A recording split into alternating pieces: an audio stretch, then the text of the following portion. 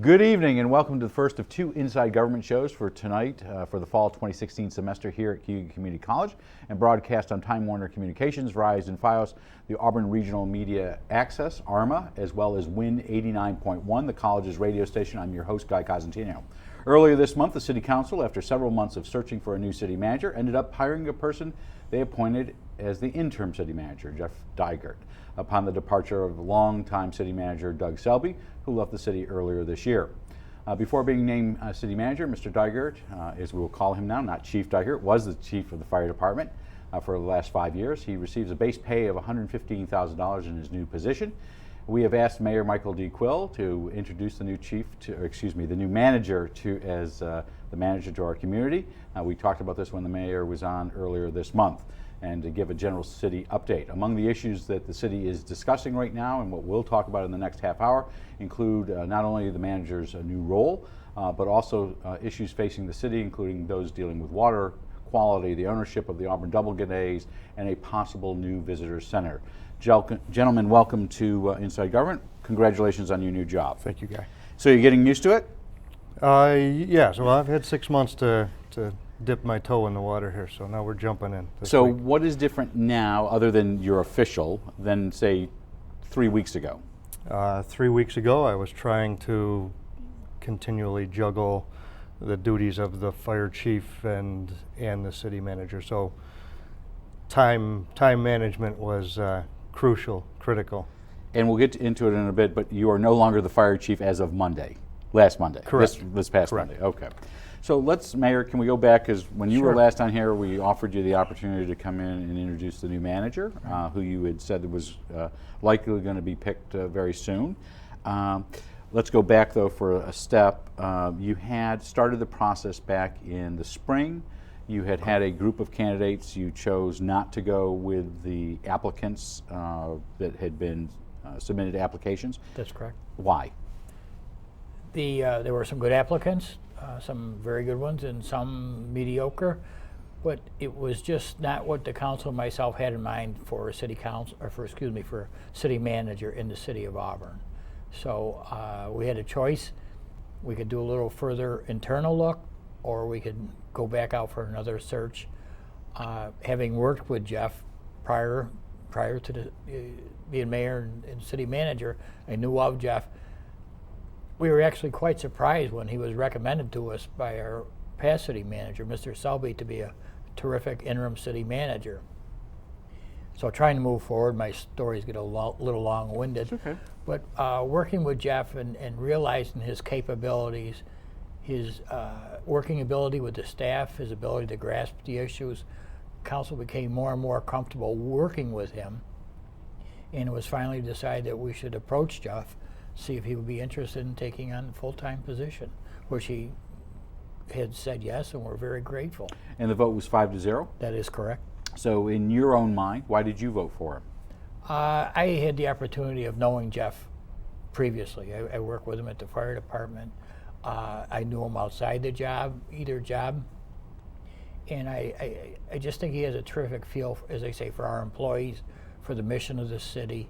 He has a good grasp of the information available to him, but if he doesn't, he's not afraid to ask certain questions to come up to speed, and I'm very comfortable with that. So does he bring to the table, obviously you live here now, Right. you're a city resident, Yes. You have been a city resident Yes. for some time. Does he bring to the table something different than the other candidates did not? I believe he has a better working knowledge right from day one of how the city works, the city's problems, the good spots of our city, a union relationship. Jeff, as I recall, was union president for I don't know how many years at the fire department. So he brings that to the negotiating table, but also the ability to work with unions in different situations. So why did the process take so long? I wish I had a good answer for that, but I don't. It was hitting on summer vacations, trying to get everyone together for special meetings. We had many special meetings. It just didn't work out. We were very unhappy, or let me rephrase that. We weren't receiving candidates that we thought could do the job, so we were somewhat disappointed. We had some so-so ones, but it wasn't what we really wanted. like I said, again, people go on vacation, people are out of town. So it really delayed too long, went on too long. But I'm glad it did go on that long because we end up with a quality product. So, does he have a contract? He does. For how long? 4 years. 4 years. And is there, I know under the last manager, maybe the last 2 or 3 managers, there's been a penalty if he leaves before that. Is that part of this contract? Jeff, I don't believe that. I don't recall a penalty in Doug Selby's contract, and there's not Well, a he penalty. couldn't, if he left early, there has to be, he had to stay so long. Yeah, there has to be appropriate notification. And is that the same with you? Correct, yes. Okay. We did get a couple of viewer questions. I'll kind of tweak this a little bit. You were getting paid, and this is not to you, but the new manager is getting paid higher than Doug Selby on base pay. First of all, what is base pay for those who may not know? It's the base that The everything salary else is okay. built upon. So why is he getting paid more than Doug Selby? When you compare Doug Selby's contract or Mark Palish's in comparison with Jeff's, it equals out. There was a car allotment. There was So there's a different benefits package. Absolutely. Okay. Which were streamlined for in consideration with Jeff, and with Jeff's okay, that was the way we went. Okay, now we're going to turn to you for a few Okay. minutes. Okay. So where'd you grow up? I grew up just north of Auburn in Cato. Cato. So where'd you go to school? Red Creek School District? I went to Cato Meridian. Cato My Meridian. entire schooling was at Cato Meridian. And how long have you been in with the Auburn Fire Department? 22 years. And what positions? You were the head of the union at one point? At one point, I spent quite a bit of time on the union board. I spent some time as a vice president, spent some time as a president, negotiated some contracts on behalf of the union. And what other positions, other than union positions, what other positions did you hold with the department? I held every rank in the department at one point or another. I worked within every company within the department at one point or another during my career. So, And how long were you chief? a little over 5 years, 5.5 years roughly. So why do this job? It seemed really interesting. It seemed interesting. So it was not something that I set out to do. One day after Doug Selby had announced he was going to be moving on, he asked if I would be interested in serving as the interim. It seemed like a great opportunity to serve the city, learn more about city operations so that I could be a better department head and more well-rounded. And then things just kind of morphed into where we are today. But definitely an interesting opportunities, a lot of challenges, so that keeps things definitely interesting for me. And I think I read somewhere you've got your associate's degree, working on your bachelor's? I've been trying to peck away at that, yes. Okay. Well, you might have more time on your hands We'll if see you're how that, not we'll chief see how of that fire. works out. Are you married? Yes. Children? I have 3 adult stepchildren and a 12-year-old. Goes to the Auburn school? That goes to Auburn schools, yes. Okay. So what are your priorities in the short term? Well, right now, obviously, we've got a lot of issues. I think some of them that you're going to talk about here, or we're going to talk about this afternoon. But obviously, our water quality has gotten to the top of the list. We've got some other things that we've been notified about recently with visitor center, things like that. So those things end up taking obviously a priority, some for the health and welfare of the community, some for the just overall benefit of the community, but there's all these underlying things that still need to happen. We've talked about the landfill for many years now, and we're slowly clicking away where we're getting to a point where if we don't deal with that, we're going to be dealing in some sort of an emergency mode or a scrambling at the last minute to deal with things. So for me, that's a priority. So are you talking about expansion of the landfill, or closure of the landfill, or finding new cells? All of the above. Okay. We've got to address that issue, because if we stay on the course that we're going now, we've got maybe 4 to 5 years, and that's really not a lot when you're talking about government and trying to figure out, get a plan together for whether it be expansion or whether it be opening new cells or whether it be a transfer center, or all of the multitude of different options that are out there. We need to take action on something. Do you think that will be something that will be before council within the next, let's say, before the next budget's up in June? Yes. Okay. Yes. when I happened to be at a city council session about 3 weeks ago, I think it was the week before you were appointed, city councilors talked about this issue of priorities, having a priority session. Correct. Has that been scheduled? No, that's on the new manager's agenda to set that up. When do you think that will occur? But I do have to interrupt because I know that the manager in his interim status and his full-time status has gotten together with the department heads and started working on a priority list as to where our department heads are coming from, what they're looking for. So I think a great deal of the work has been done in regards to the council working on that, but at the same time, I know council has some priorities, things that they want to look at, work on. So it sounded at the meeting about a month ago, it was, or 3 weeks ago, it was issues of water quality, Right. parks, other items that, I'm assuming finances is always on the agenda. Correct. So to say that it's being put on the agenda, it's the underlying theme. It's always there. Any other items that? No, there vacant property. That's always a priority. Or And the city's getting this zombie money. This is, Yes. and for those who may not know, this is the money that has been set aside for banks that may have gone through the foreclosure process, and whether it's high grass or dilapidated properties, this is to help speed that along. Am I correct? Yeah, there's a few different aspects to that grant. And for us, some of the focus is going to be increasing or improving our legal representation in local housing court to deal with these things, and to improve and increase our legal representation when it comes to dealing with some of the banks that have walked away from these properties. That is what really defines a zombie property, where these properties stay in limbo between an owner that a citizen that walks away because they can't make the mortgage payment, and a bank that doesn't want the property because of And don't want to maintain it into a... right. So they kind of fall through the cracks.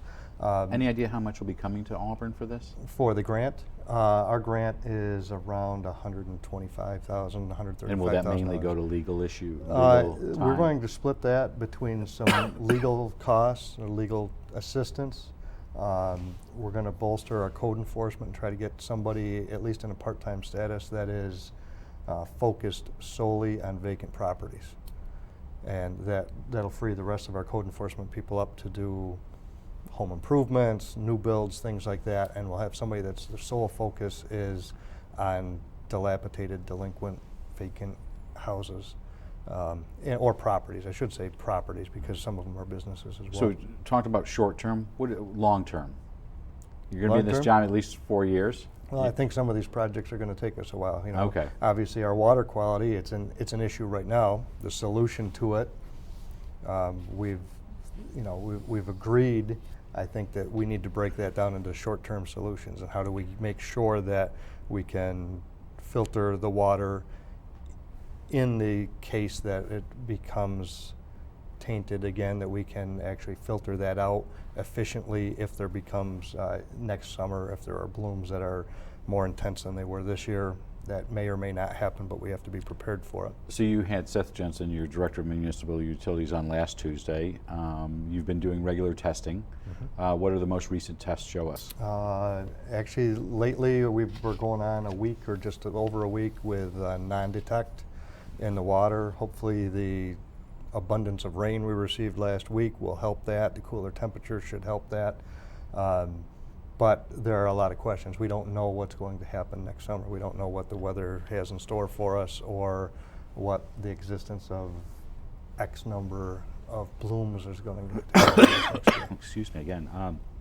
So a question that's come up in the last week has been this Sure. issue of the $600,000 that was granted maybe some time ago, or is it new money? And I know there was a meeting in the town of Wasco Yesterday. last night, Monday night, as we're taping this on Tuesday, Monday night that you went to. There's another meeting tomorrow Right. with Senator DeFrancisco and Congressman Katko.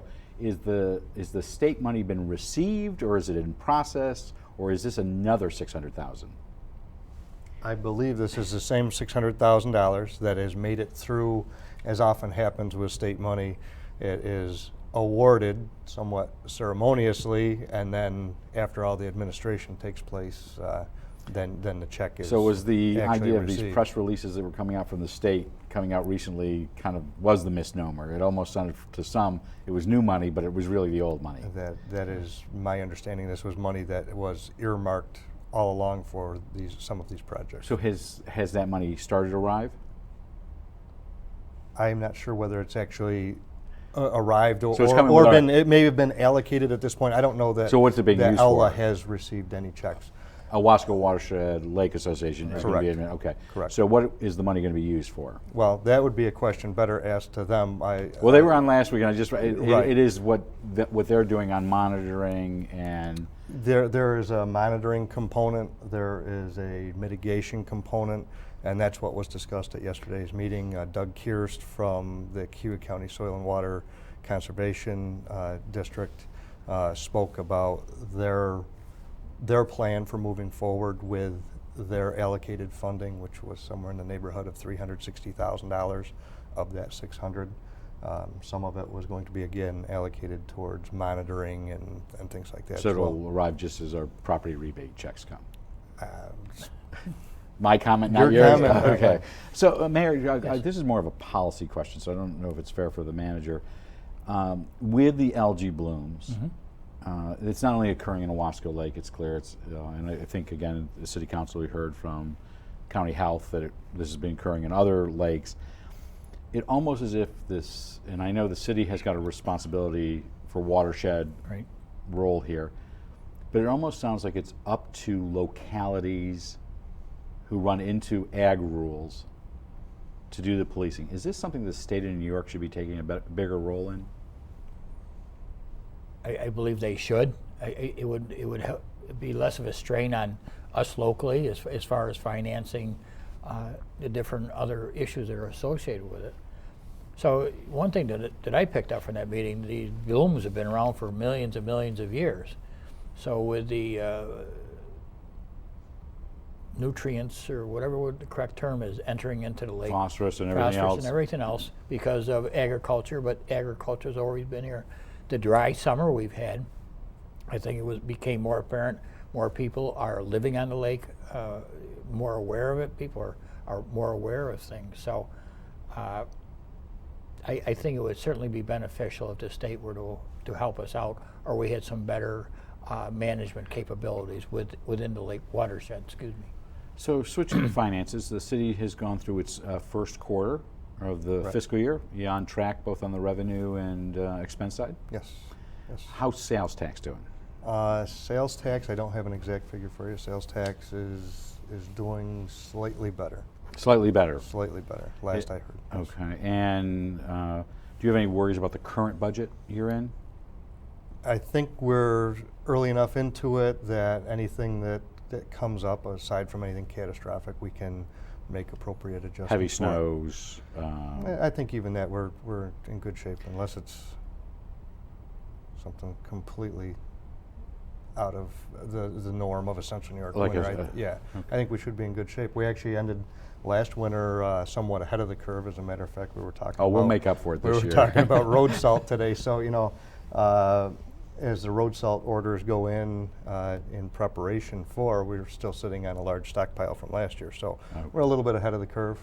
When do you start the process for your 2017-2018 budget? We'll probably start that right around January. You have moved up, as we said, from the fire department. You left Market Street. So who did you pick as your replacement? Joe Morbido, who was an assistant fire chief with 26 years of service with the fire department. So you've been with the city for 26 years? Yes. And what positions had he held? He's held every position within the department, as well as the training officer position for several years. So. And why did you pick him? 26 years of service. He's held every position in the department. And you have to pick from a civil service list. Am I correct on this? Correct, Unlike yes. the manager, where you can pick anybody. That's correct. You have a list, whether it's the reachable three, as we'll call it, but unless people are tied. Correct, yes. Okay. The same process that the police just went through. Okay. Does this create a domino effect where other personnel will be moving up as well? Yes, next week we'll be interviewing to fill his vacated assistant chief's position. We always try to fill the senior level spots, leave the vacancies at the bottom where new people will come in. So we're going to try to expedite that process. And do you have as quick as people in possible. fire academy or people training right now? No, we just, October, I believe it was October 7th, Our newest recruit graduated from the Fire Academy, Tom Swartz, and so right now we've got about 2 Former Coast Guard guy and Yeah. came aboard. Okay. Yes. I do pay attention to this stuff Apparently you do. occasionally. Public safety building. It's Okay. when the manager, when your predecessor was on, Doug Selby, he talked about it going up between John Street and North Fulton. Is that on hold now because of, if it's on hold, why? The concept or the project of a public safety building is not on hold. It's still moving forward. The pace has slowed. So it's not significantly. dead. It is not dead. There is a grant application in with New York State. We'll find out. This is the probably- Regional Economic Development Red Sea money? Correct. Or is this, okay, Well, so December. Yes, December is when we would expect to hear whether or not that application was successful or not. Now that grant doesn't fully fund the project, it funds a portion of the project. If it were to be awarded, regardless of what happens, we still need to keep the process moving forward. It needs to. How much is the grant for roughly? The grant application was for $2 million with a local $2 million match. And That is it- gets us about halfway there. So you still got to raise another 4 on top of it? Correct. Mayor, you were in Albany last week. I was. Interesting story about the visitor center, and there was a story. This was not funded in the upstate cities grant, and we talked about this earlier in the month. That's right. But you went to Albany last week about the visitor center. What's going on? We went down, Chuck Mason, myself, our City clerk. city clerk, went to a tourism event where usually it's hosted by the governor. He was out of state actually. Lieutenant Governor Hochul hosted it, and it was all about tourism in all of New York State, from New York City all the way to Buffalo. We had been hearing rumors that there may be an announcement about Auburn. So we sat through the entire event. It was a great day.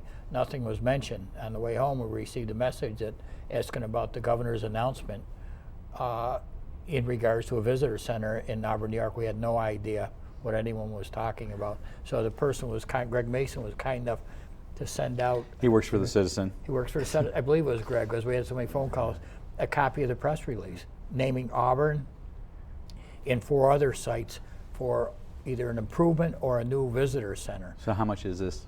There was no, to the best of my knowledge, there was no dollar figure quoted at the time. So the design that you had for the upstate cities money was Right. for how much was for the visitor center, or is that a design? I don't recall that. So Do you think there'll be a local share in this? I don't think so. Okay. And the biggest point is, we don't know where the governor has in mind to place it. So you don't know if so there was a story, there was a Citizen story during the summer. Right. There were questions about whether there are 2 visitor centers, because the city of Auburn was going to have the name Harriet Tubman in it. Correct. There is also one being done by the Harriet Tubman Correct. group, which is not the National Park Service, at South Street. They're 2 separate ones. So you're not sure which one this is being funded. It is to work in conjunction with the Harriet Tubman Center. It is not competition for the Harriet Tubman Center. We have so many things in Auburn and in the region to go to when there is no clearinghouse to lead people. You know, the Seward Mansion, Willard Chapel, the Schweinfurth Art Museum, all these different things, and they may come to see the Tubman home and not be aware of anything else. So the thought was to have basically a visitor center. So if you're in Auburn to see the Tubman home or the Seward home, are you aware that this may be here, and so forth and so on? Do you expect that the details from the governor's office will come in the next couple of weeks? I believe so. I hope it's very soon. That And it you comes had out. still applied for this in the Red Sea money as well, Yes. so you might get other money for it as well? Hopefully. World Series starts tomorrow. Auburn is not in it, nor their host community. Auburn, the city looks to be severing its longstanding relationship with Auburn Community Baseball, which operates the Double Days and has for at least 3 decades. Why? Well, I don't want to say we're severing. We just, Well, you're changing it. Well, we're still going with the Nationals for a couple more years. So No, I'm talking about the local group that will operate. it was felt the city cannot support a ball. The city, as a city, cannot support a ball team. We just Can't afford- legally or can't financially? I'll go financially. Okay. We can't afford it. The fans are great, but we need more fans. there are certain updates that need to be completed at the ballpark. New roofs. Anyone's been to the ballpark in the last few years know what it's like to try to get a hot dog and waiting in line forever. So there are certain upgrades, but the city just does not have the means to comply and to do that. So you're setting up an LLC, a limited Correct. liability corporation. Will you Correct. both sit on this? Yes. As it's proposed. And will there be other people sitting on it just besides the two of you? There's approximately Five. five others besides. Are they by besides- title or are they by people you're just appointing from the community? The cross-section will be some by positions held within the city, and then there'll be a couple at-large from the community. And with prior experience. in is the this ballpark. an idea then to sell the team or sell a portion of the team? How do you raise money? If you can't afford it, how are you going to raise the money? Well, I think right now we're looking at what options are out there for us to keep baseball in Auburn and to make it a venture that's self-sustaining. So that could mean selling a portion of the team?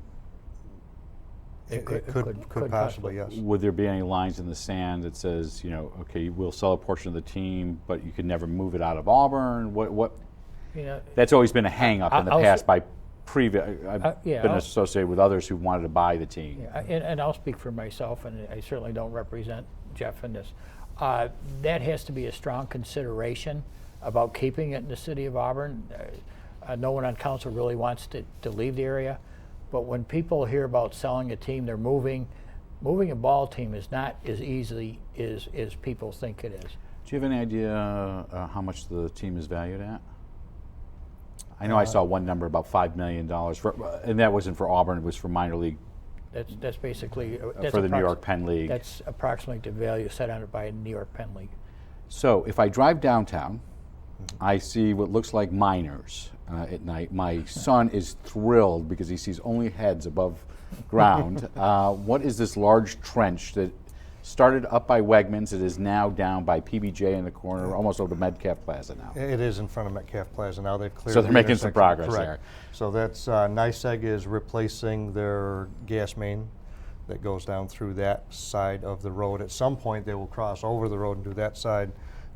Currently, they're replacing. So they're going to be doing both sides. At some point, I believe this spring they'll probably get to the other Does side that of mean the you will road. repave all of Genesee at one Genesee is actually slated for repaving coming up, so this is actually one of those things that sometimes folks in the public complain about. You put down new pavement and then tore it up. So this time, it's all been planned out. point? So it won't be paved until next year? Correct. Until everything's done? Correct. So they should be finished by when? I don't recall that. They're going to be finished with that main gas line probably within 2 weeks. And how far along? Oh, Then go they ahead. still have to connect in though, because And- right now it's the main gas line. Then they have to connect. And how far along are you on your road program? Road program's looking pretty good right at the moment. We've got a couple projects that have slowed down because waiting for some state approvals to make some changes in some intersections. One in particular at the corner of Standard and North, which has been a problem for years. Standard Ave was on the road program this year. You do take a dip as you go around that. And it's really tough. You notice the city buses and things like that trying to make that turn. They go up on the sidewalk. It's dangerous. It's inconvenient. So the engineering department's working with the state to actually create a better intersection there that flows better. So that's why some of the work on Standard Ave, which was slated to happen, has slowed down just slightly right now as we're waiting for approval from the state to do some really meaningful improvement to that. So I let your predecessor off for 3 years and it didn't get me anywhere. How are we coming on time and the lights? Time and the lights. Plead the fifth. From what I'm told, and this has come up in the last few months while I've been there, but from what I've been told for years and recently, some of those things are state issues. Under state control, we have to deal with the state DOT. They have their But at some point the city criteria. might have to make an investment. Again, some of the control and the timing comes down to state standards. Okay. Last question. Yeah. Bag, loose, what do you want done with leaves? Okay. This came up as a citizen question to the city manager's office or the mayor's office just the other day. Mulch. You want mulch if you could. Bagged in paper bags. Paper bags? Paper bags. Okay, so no plastic bags? No plastic. What And- happens is the plastic ends up in the landfill in the composting area, and the DEC has gone to the landfill area before, noticed the plastic, told our folks, hey, you got to get the plastic out of this stuff. So that's a manual job that somebody has to go through and do. So paper bags at the curb. We want to thank you again for coming on. We hope you'll come back in the spring because we've got campaigns coming up in a few minutes, which we'll talk about. But thank you both for joining us. Our guests have been Michael D. Quill, the mayor of the city of Auburn, and new city manager Jeff Dygert. We hope they'll come back in the spring, either together or separately, however you'd like to do it, to give us a city update. In a moment, we'll be back with a second Inside Government with Auburn Superintendent of Schools Jeff Perazzolo. He'll give us a district update. On Thursday, we'll have our second in a series of forums, this one for the 54th Senate District. This is the seat that is being vacated by Michael F. Nozzolio, who is not seeking re-election. We have Democrat Keenan Baldridge, Pam Hemling, who is on the Republican, Conservative, and Independent lines, as well as Reform Party candidate Floyd Rayburn. Will be in the studio to be asked questions by Jeremy Boyer of The Citizen. We'll close off our forums on Tuesday, November 1st. That's next Tuesday for the 126th Assembly District, which is with Assemblyman Gary D. Finch and challenger Diane Dwyer. That's a rematch from 2 years ago. Before we go, though, we would like to let you know that you can send us your questions and thoughts to Inside Government Beyond the Front Page. Some of your questions were asked tonight. You can contact us at cozguitho@aol.com or Inside Government, 141 Dunning Avenue, Auburn, New York. I'm Guy Cosentino for QU Community College. I want to thank you for watching. We hope you have a great evening. Stick around for a few minutes, and we'll be right back. And they'll tell us when we're back.